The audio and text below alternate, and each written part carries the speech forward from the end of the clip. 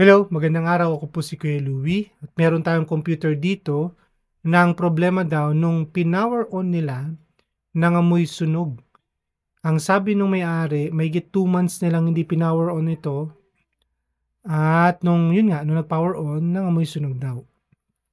Tinanong ko kung meron ng technician na tumingin, sabi meron daw. So nakikita niyo, ang ganda nung setup po niya. Ito ay talagang pang gaming na setup. So kapag ganun po ang senaryo, nangamoy sunog po yung computer, ang suggestion ko po, i-power off nyo po agad yung ABR po ninyo.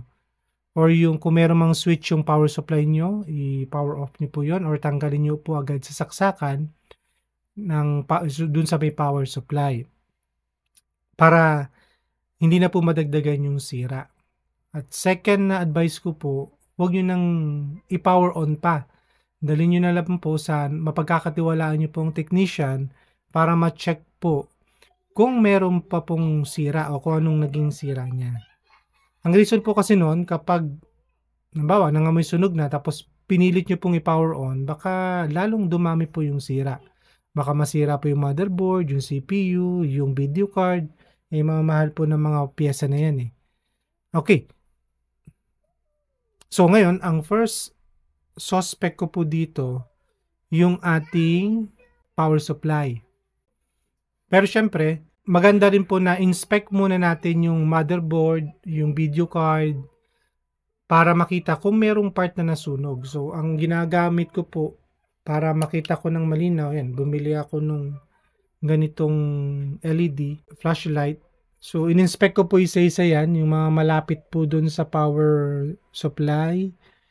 Yan. Tapos, tinanggal ko po kanina yung video card. Inamoy-amoy ko pa po yan. In-inspect ko po kung merong sunog. Wala po kong halos nakita na sunog. Yan o. Kaya, so ang gagawin natin, tatanggalin ko po yung power supply para i-test kung okay pa po yung power supply. Bubuksan ko siya, titingnan ko baka meron ng part dun na sira na, baka yung capacitor ay pumutok na, o kaya ay hindi na talaga pwede. So, sa akin lang, ang first or initial suspect ko po ay power supply. Okay? So, tingnan natin. 2,000 years later.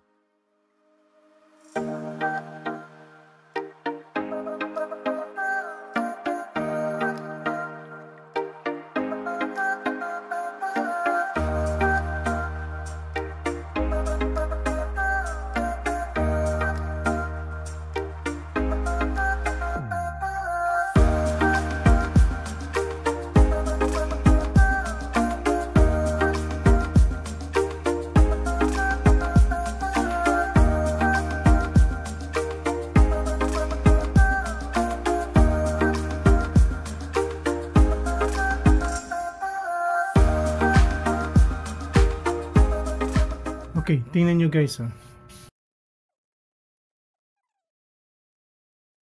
So ito yung palatandaan na sira na po yung power supply na to. Nakita nyo po itong capacitor na to. Meron pong black na to. Meron na pong parang lumabas na parang moist na to. So galing po yan sa capacitor na yan. So ibig sabihin, umusok po yung mga capacitor na to. Ito yung nangamoy sunog. Ito pa yung isa malapit na rin pumutok. Di ko na itetest po ito. Sigurado ako na capacitor, itong mga capacitor ay sira. Ibig sabihin, itong buong power supply na ito ay sira. So sabihin ko sa may-ari na kailangan ng palitan yung buong power supply.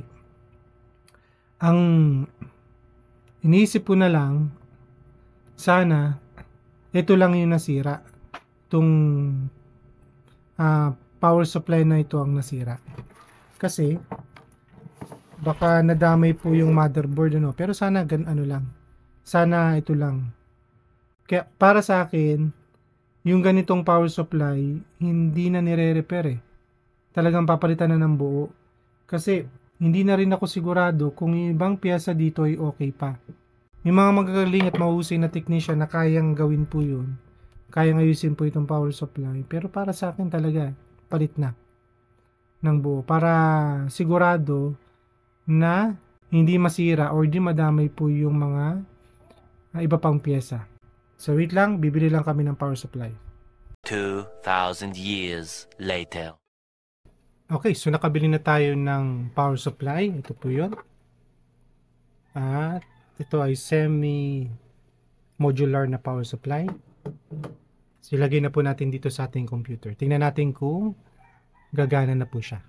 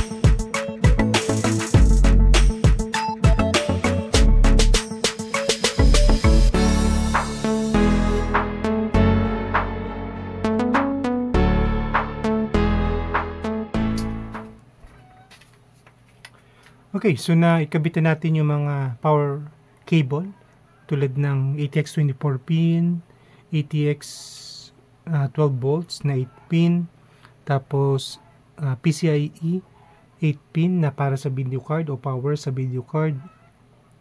So i-test na natin siya.